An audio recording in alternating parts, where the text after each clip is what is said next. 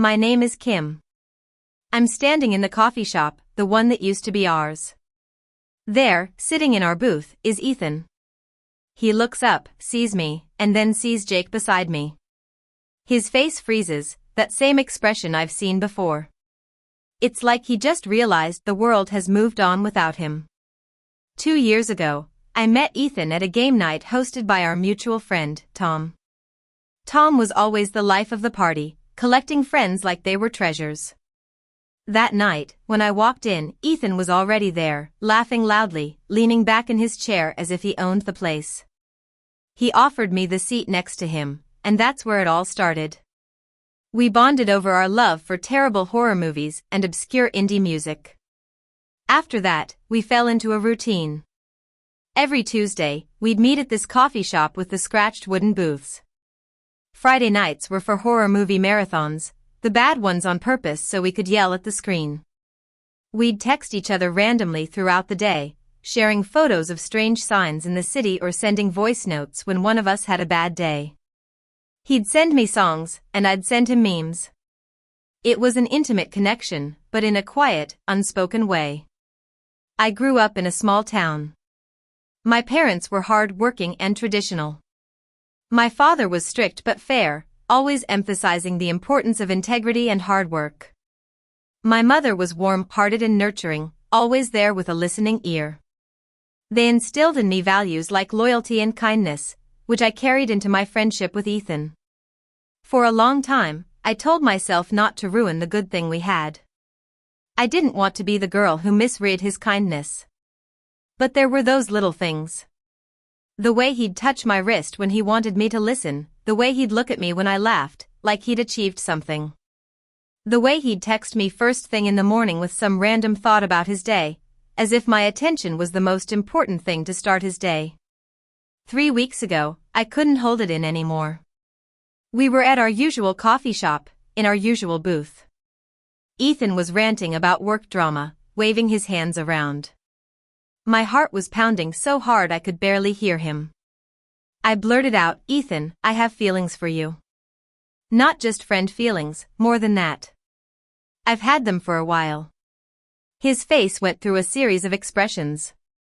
First, surprise, then concern, and finally, pity.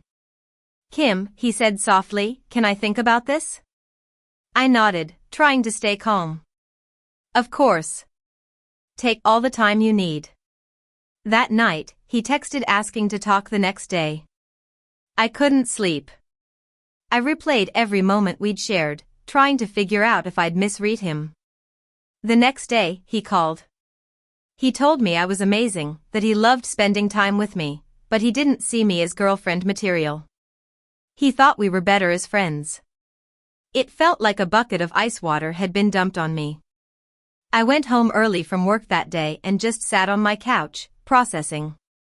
That evening, he texted again, repeating that he didn't see me as girlfriend material. I typed fair enough and something inside me shifted. I decided to stop treating him like boyfriend material. The next Tuesday, he texted about coffee. Normally, I'd have jumped at the chance, but this time I said I was busy.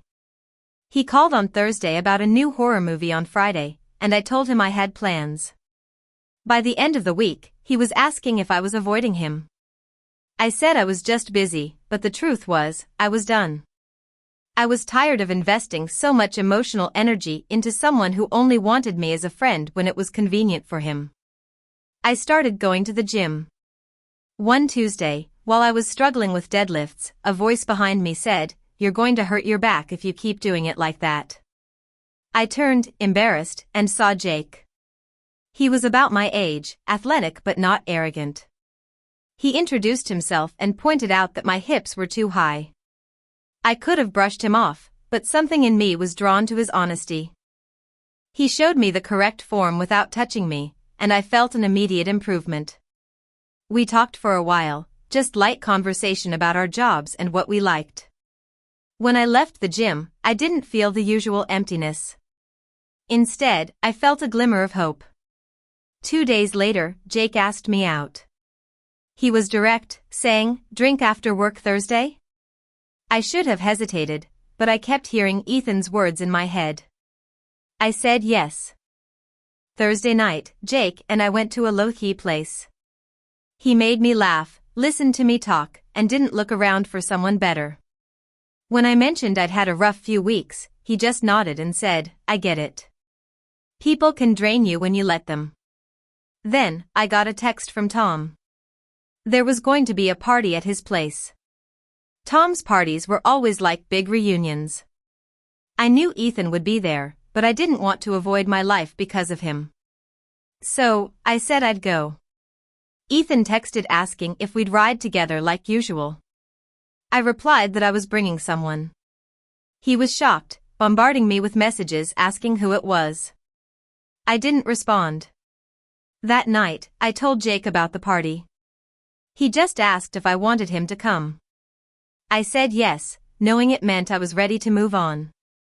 Saturday night, Jake picked me up. He was dressed in dark jeans and a jacket, looking good without trying too hard. He brought a bottle of wine for Tom and his girlfriend, Lisa. On the way, he asked who'd be at the party. I told him about Tom, Lisa, some friends, and Ethan. He just nodded and asked if it would be awkward. I said it might be, but it wasn't my problem. When we arrived at the party, Tom did a double take when he saw me with Jake. Jake shook Tom's hand and introduced himself. We stepped inside, and I saw Ethan near the kitchen.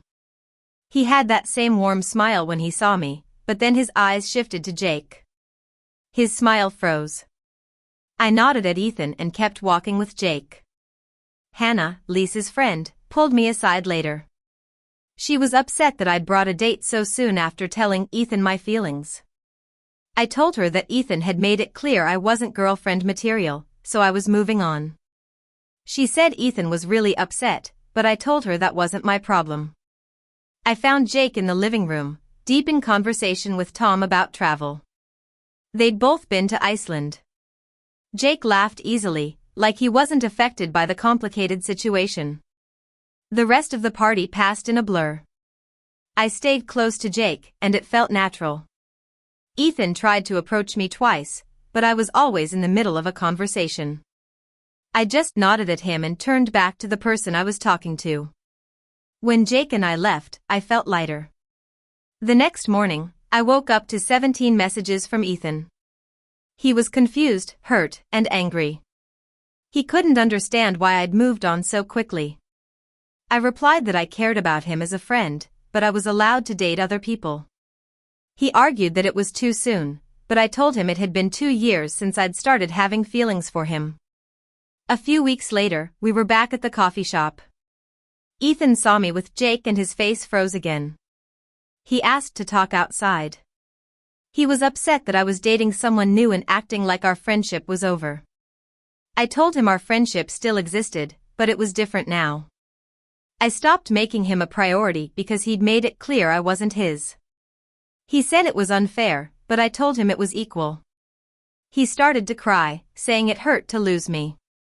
I told him he should have thought about that before rejecting me. I finally told him that he wasn't boyfriend material either, just friend material with boundaries. I went back inside to Jake. He just asked if I was okay, without prying for details. I realized how much emotional labor I'd been doing with Ethan. With Jake, I could just be myself.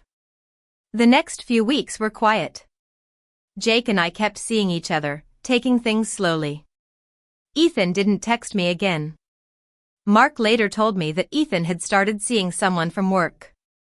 I was genuinely happy for him. 2 months after the party, Lisa asked me if I regretted how I'd handled things. I said no. I regretted staying available for so long when I wasn't being chosen. One night, Jake asked me if I was still over the hope of being with Ethan. I said yes without hesitation. I finally understood what mutual respect felt like. I didn't owe anyone my time or emotional energy, especially someone who didn't value me the way I valued them. I'd chosen myself, and that was self-respect.